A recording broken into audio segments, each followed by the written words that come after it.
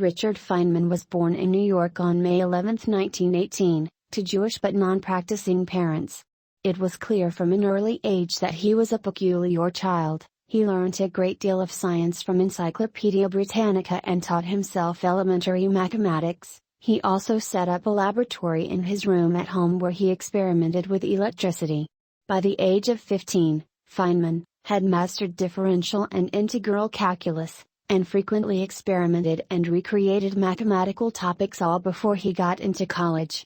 It was hard for Feynman to get accepted into university even though his grades in mathematics and science were spectacular. The reason for this was that his grades in other subjects were horrendous and he was also a Jew.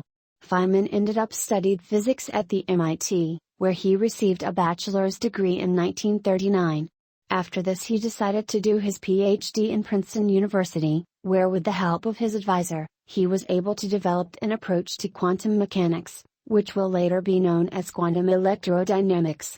Feynman went through a hard time during his time in Princeton when his girlfriend of many years, Arlene Greenbaum, got diagnosed with tuberculosis and his family opposed their marriage.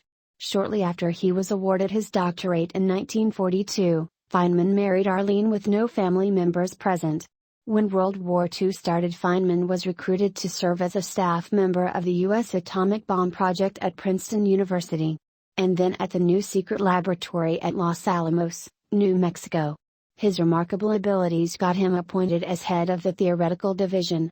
He observed the first detonation of an atomic bomb on July 16, 1945, near Alamogordo, New Mexico, and, though his initial reaction was euphoric, he later felt anxiety about the force he and his colleagues had helped unleash on the world.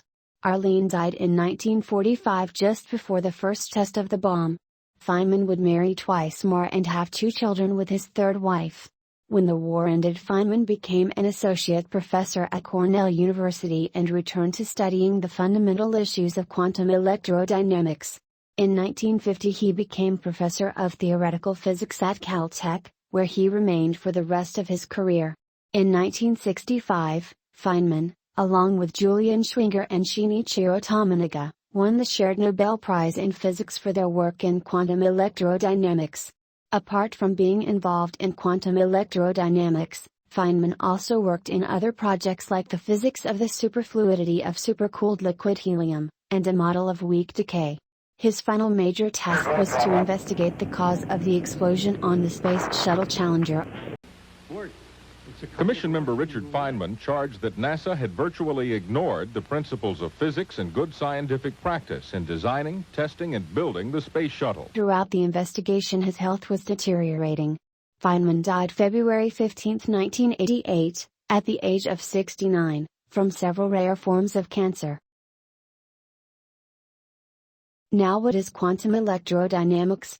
And why did Feynman decide to work on it? As written in his Nobel lecture, Feynman had worked on this project for about 8 years until its final publication in 1947. It all started when he was an undergraduate student in MIT that he realized a fundamental problem in physics was that the quantum theory of electricity and magnetism was not completely satisfactory. This he gathered from books like those of Dirac. He was inspired by the remarks in these books, not by the parts in which everything was proved and demonstrated. He stated that he always remembered the last sentence of the book of Dirac, which said, "It seems that some essentially new physical ideas are here needed."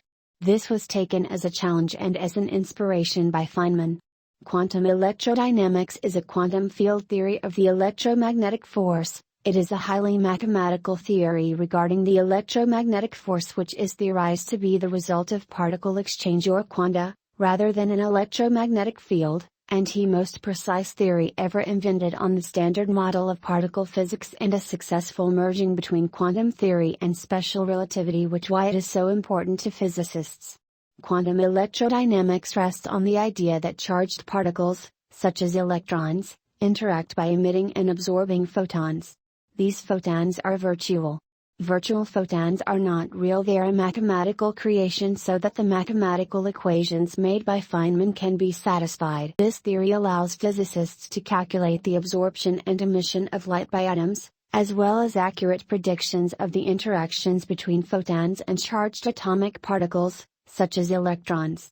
To develop the theory of quantum electrodynamics, Feynman came up with a series of pictures which are called Feynman diagrams. He worked under the idea that the electromagnetic force is not moderated by electromagnetic fields like it was previously thought, but rather by interactions between virtual photons.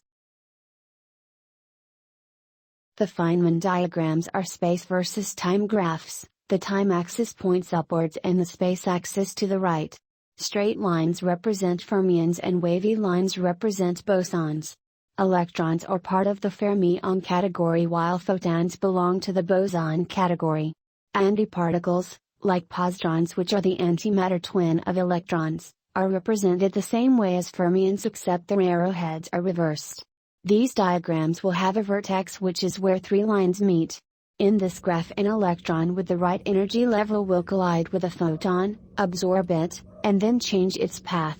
Think of it as a ping pong ball hitting a wall and changing its direction. The energy levels that the electron will have fixed values, and if the electron's value is slightly off, the photon will just pass through it. Feynman introduced these simple diagrams as an aid for visualizing the complicated mathematical expressions he created. He drew pictures of every possible interaction between photons and electrons, including those involving virtual particles. The Feynman diagrams are useful for describing a variety of particle interactions and calculate their probability. The simpler the graph is, the simpler the interaction, and the simpler the interaction, the more likely it is to happen. Feynman gave lectures at Caltech which then evolved into the books Quantum Electrodynamics and the Theory of Fundamental Processes. In 1961 he began organizing and teaching the introductory physics course at Caltech, the result, published as the Feynman Lectures on Physics. Feynman's views on quantum mechanics, scientific method, the relations between science and religion, and the role of beauty and uncertainty in scientific knowledge were expressed in two models of science writing, again distilled from lectures: The Character of Physical Law, 1965, and The Strange Theory of Light and Matter, 1985.